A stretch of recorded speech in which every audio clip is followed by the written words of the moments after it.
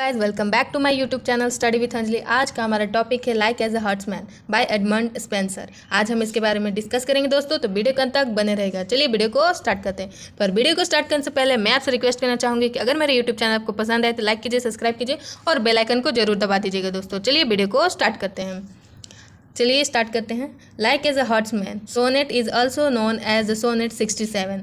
Like as a huntsman sonnet को 67 sonnet के नाम से भी जाना जाता है। This sonnet is written by Edmund Spenser in late 16th century. और ये जो है सोनेट वो एडमंड स्पेंसर के द्वारा लिखा गया है। कब लिखा गया है? 16th सेंचुरी के टाइम पे। This sonnet follows a structure and formal composition. और ये जो सोनेट है एक फॉलो करता है एक स्ट्रक्चर को।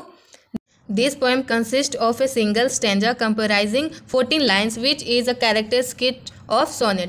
ये जो पोएम है वो 14 लाइन्स का है, जो कि 14 लाइन्स एक सोनेट का कैरेक्टर स्केच होता है। The rhyme scheme can be represented as A B A B B C B C C D C D E E। और राइम स्कीम इस पोएम का ये है। This pattern divides the poem in an octave 8 line and sestet in 6 line। और ये poem Octave and सस्टेट में divide है। Octave जो शुरू का 8 लाइन होता है उसको ऑक्टेव बोलते हैं, और जो फिर बाकी बचा 6 लाइन उसको सस्टेट बोलते हैं। चलिए अब आगे चलते हैं।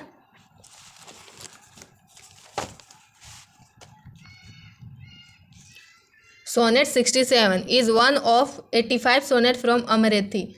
ये जो सोनेट है 67 ये एडमंड स्पेंसर का ही कलेक्शन अमरेथी, जो कि 85 उसमें सोनेट लिखा गया है। इसमें पोएट अपनी वाइफ एलिजाबेथन बॉयल को पाने और उनसे शादी करने की जर्नी को बताते हैं। तो इसमें टोटल 85 सोनेट है लिखा गया है। The octave presents the situation और problem while the sestet provides a resolution और कंक्लूजन।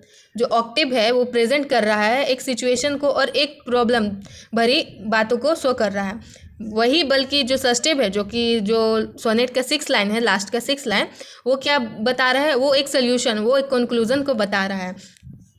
अब हम थोड़ा सा एडमंड स्पेंसर के बारे में इंट्रोडक्शन को देख लेंगे गाइस। चलिए हम इंट्रोडक्शन को देखते हैं। Introduction about Edmund Spenser.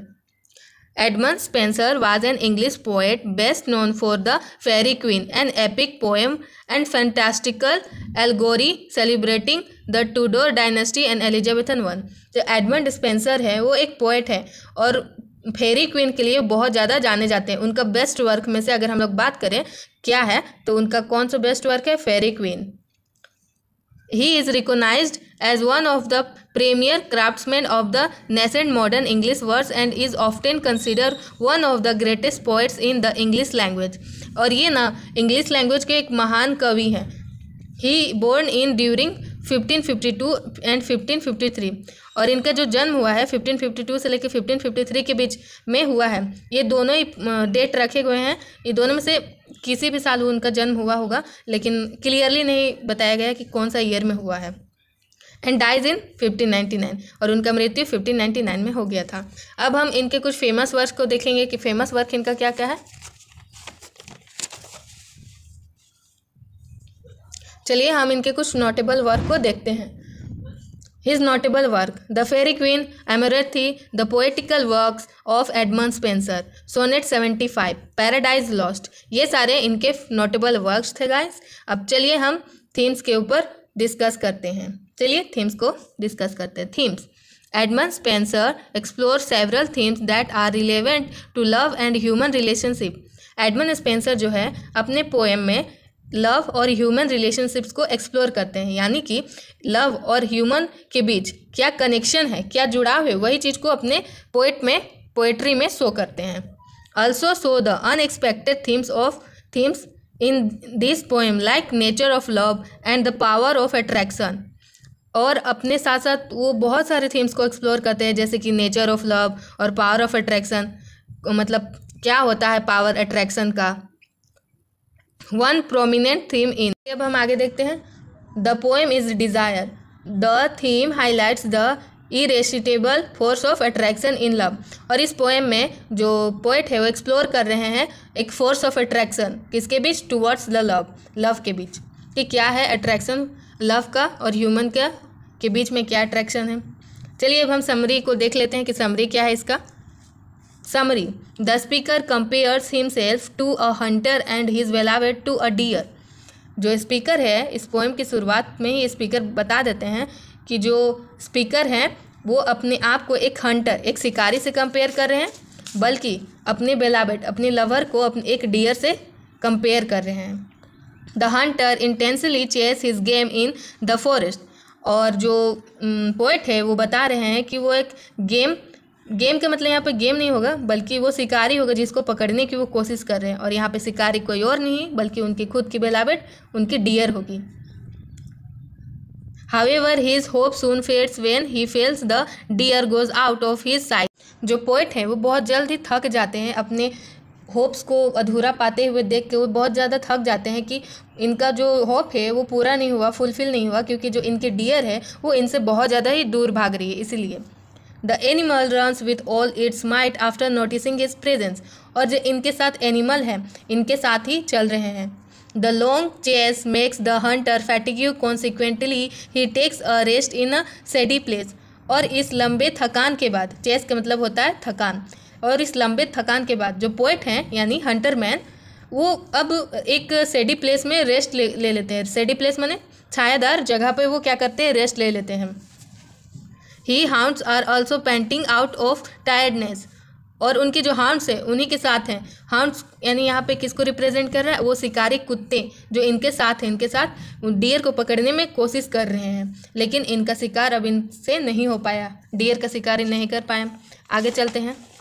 Actually में यहाँ पे जो शिकारी हैं, हाउंड्स जिनको बता रहे हैं, वो इनका कोई और नहीं बल्कि इनका खुद का डिज़ायर है, इनका खुद का लव है उनके प्रति।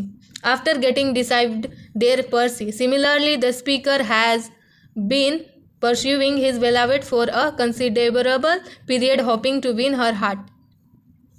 However, he feels tired after missing each opportunity to get close to her. और अब वो हालांकि वो जो थक चुके हैं, बैठ चुके हैं, लेकिन फिर भी बहुत ज़्यादा वो मिस करेंगे इस अपॉर्चुनिटी को, क्योंकि वो इस अपॉर्चुनिटी को अगर वो पा लेते हैं तो वो अपनी बेलावेट के हार्ट को जीत पाते हैं। Everything seems to go against him. और हर कुछ इनके खिलाफ ही चल रहा था।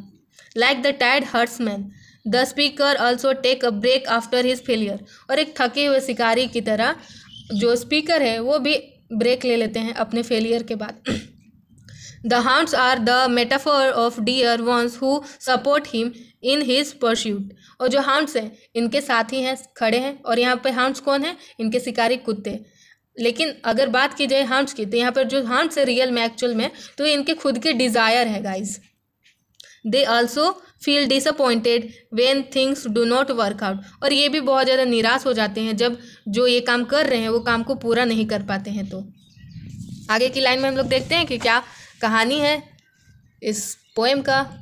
चलिए आगे की line. Next line express the physical and mental exhaustion of speaker. यहाँ पे जो है आगे की लाइन में जो स्पीकर है उनकी फिजिकल और मेंटल थकावट, एक्सोएशन मतलब होता है थकावट, थकावट की बात कही गई है।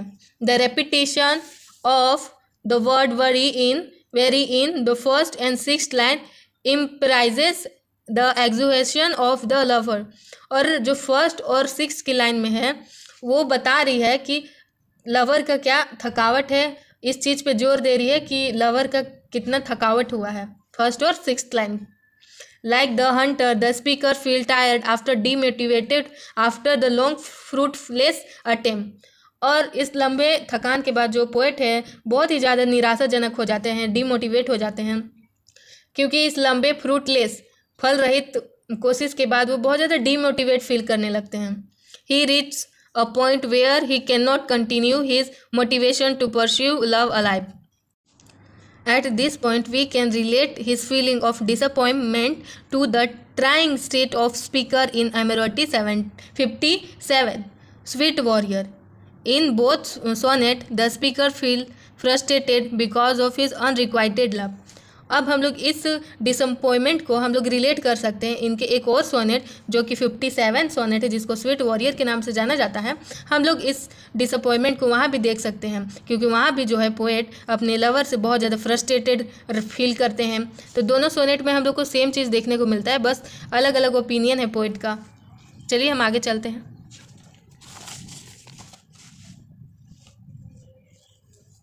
While the hunter gives up chasing the deer, he surprisingly encounters the deer. अब जो कि हंटर जो है थक के हार कर बैठ चुके हैं, तो जो डियर होती है वो खुद उनको सरप्राइज देती है। किनको? स्पीकर को। वो खुद को इनकाउंटर कर देती है। किनको? पोएट को इनकाउंटर कर देती है वो, क्योंकि अब जानती है कि अब इनका पीछा वो नहीं करेंगे poet. Similarly when the lover adopts the idea of winning heart he sees a glimpse of hope. In the lines 9 to 14, Edmund Spencer deals deeper in the themes of love, attraction, and the power of transformation. अब हम लोग last के 9 से 14 lines के अगर बारे में बात करें तो हम लोग यही कह सकते हैं कि जो एडमंड स्पेंसर है उसमें एक्सप्लोर कर रहे थीम को, लव को, अट्रैक्शन को और ट्रांसफॉर्मेशन को। यहाँ पे ये सब थीम्स को एक्सप्लोर कर रहे हैं Edmund Spenser. This line depicts the surprisingly response of the deer like object of the speaker desire leading to a successful capture of her heart. और हम लोग इस लाइन में पोएट के द्वारा दर्शाया गया है कि जो डियर है वो खुद उनको सरप्राइज देकर उनके पास आ जाती हैं, क्योंकि जो डियर है उनकी बेलावेट, उनकी अब जो फियर होता है, जो डर होता है वो ख़त्म हो चुका है, क्योंकि वो जान चुकी है कि अब जो पोएट है उनको मतलब कोशिश नहीं करेंगे उसको पाने के लिए, चाहे कुछ भी करने के लिए। तो यहाँ पे खुद को मतलब सौंप देती है पोएट को, तो वो चीज़ यहाँ पे एक्सप्लोर किया जा रहा है। The huntsman is surprised that untamed and beautiful deer willingly submits herself to the huntsman. अब जो पोएट है वो बहुत ज़्यादा सरप्राइज हो जाते हैं, क्योंकि जो उनकी बेलावेट है खुद को अपनी मर्जी से हर्ट्समैन यानी शिकारी यानी पोएट को खुद को अपनी मर्जी से उनको सौंप रही है। तो यहाँ पे सोच रहे होते हैं, वो सोच में पड़ जाते हैं कि ऐसा आखिर क्यों कर रही है। It is unusual for a wild animal to act in a compliment manner. अब जो यहाँ पे जो बता रहे पोएट डियर के बारे में बता रहे हैं, अपने बेलावेट के बारे में बता रहे हैं कि जो वाइल्ड एनिमल जैसे व्यवहार करने वाला एक इंसान अब मुझे क्यों इतना मतलब अपने आप को पूरा सौंप रही है। तो ऐसा चीज़ें होती है इस पोएम में। तो यहाँ पे वीडियो समाप्त हुई दोस्तों। Thank you for video watching. अगर वीडियो पसंद आए तो लाइक कीजिए, सब्सक्राइब कीजिए। Thank you so much.